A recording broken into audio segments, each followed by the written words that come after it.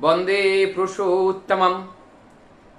आत्मनिरीक्षण ये एक बहुत बड़ी गुण है मनुष्य का, पशुओं का नहीं। क्योंकि पशुओं में चेतन होता है और मनुष्य में आत्मचेतना होती है। पशुओं में केवल वो अपने सामने वाले को समझ पाते हैं, इस माने में कि वो मेरा शत्रु है या मित्र है या मेरा आहार है या मेरा सहायक है। ये कुछ बातें उनकी चेतना में है, लेकिन वो स्वयं को नहीं जान पाते हैं।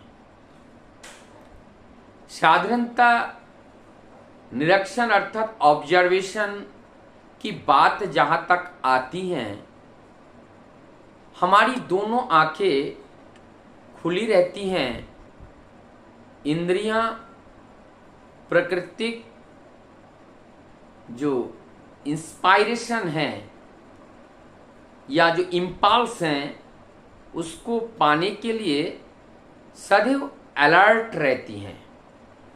तो हमें प्रकृति के माध्यम से जो इन्फॉर्मेशन इंद्रियों की द्वारा हमारे मन, हमारे बुद्धि तक जो पहुंचती हैं, इससे हम बाहरी वस्तुओं की दोष गुण की जानकारी कर लेते हैं। क्या अच्छा है, क्या बुरा है। साधारणतः मनुष्य का एक गुण बहुत ही स्पष्ट है कि दूसरे की कमियां बड़े आसानी से दिखाई देती हैं, लेकिन अपने द्वारा किया गया जो गलतियां ये आसानी से दिखाई नहीं देते हैं।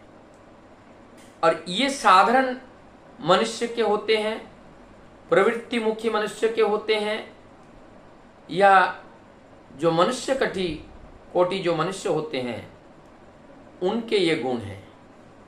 लेकिन जो दैवीय कुल के होते हैं, जो ईश्वरीय गुण के होते हैं, जो दूसरे के स्वार्थ में अपने को सेवा कार्य में लिप्त रखते हैं, ऐसे व्यक्तियों के द्वारा सदैव अपना गुण को नहीं देखते हैं, वो दूसरे के गुण को देखते हैं और अपने अवगुण को देखते हैं।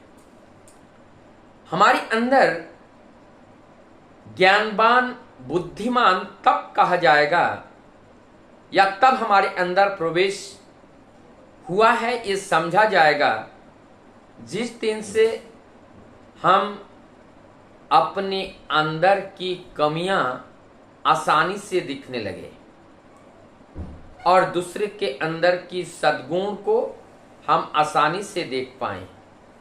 ऐसा अवस्था जब होती है तब बड़े आसानी से हम धर्म पथ पर चलने के लायक बनने लगते हैं। ये हमारी जो इंद्रियां हैं, ये बहिर्जगत को देखने और बहिर्जगत को चिंतन करने में हमारे इंद्रियों के साथ हमारा मस्तिष्क, हमारा संपूर्ण देह 85% एनर्जी, 85% अपने टाइम का 85% यूटिलाइजेशन और इंटरेक्शन टू द एटमॉस्फेयर से या टू द सोसाइटी, हम कह सकते हैं टू द सोसाइटी से हम अपने जीवन का 85% वहां यूटिलाइज करते हैं। वैज्ञानिक रिसर्च में कहा जाता है हम केवल आंख को खुले रखते हैं तो हमारे अंदर से near about 80% energy easily drainage निकल जाती है, वो नष्ट हो जाता है 80% नियर अबाउट।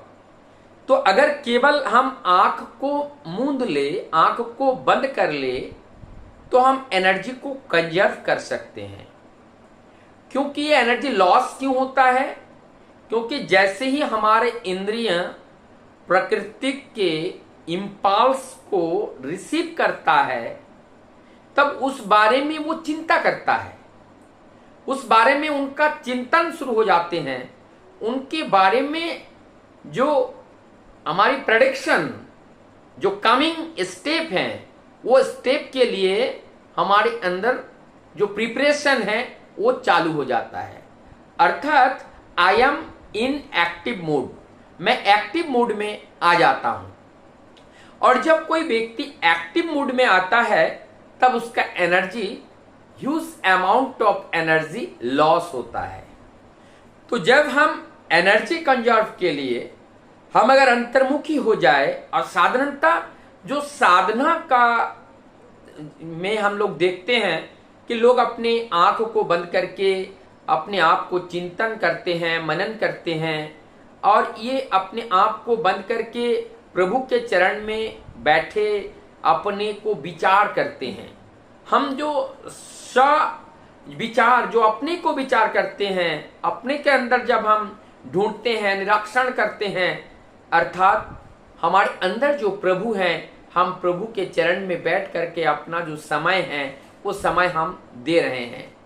और जब हम प्रभु के साथ समय बिताते हैं, अर्थात जो स्वयं जो हमारी देह के अंदर है, जब हम उनके लिए समय देते हैं, तब हम वास्तव में वास्तविकता को समझ पाते हैं, जान पाते हैं। और इसे कहते हैं आत्मनिरीक्षण।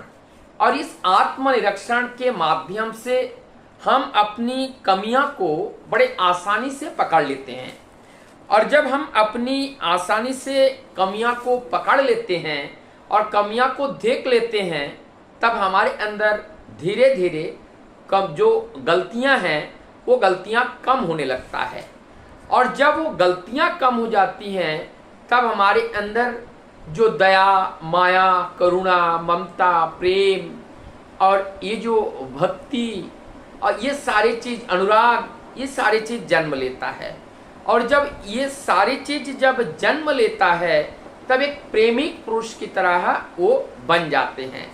तो हमें जरूरत क्या है? ये जो आत्मनिरीक्षण की बात है, आत्मनिरीक्षण में ही वास्तव में हम लोग निरीक्षण करते हैं, और निरीक्षण करके दूसरे की कमियां को हम ढूंढ निकालते हैं।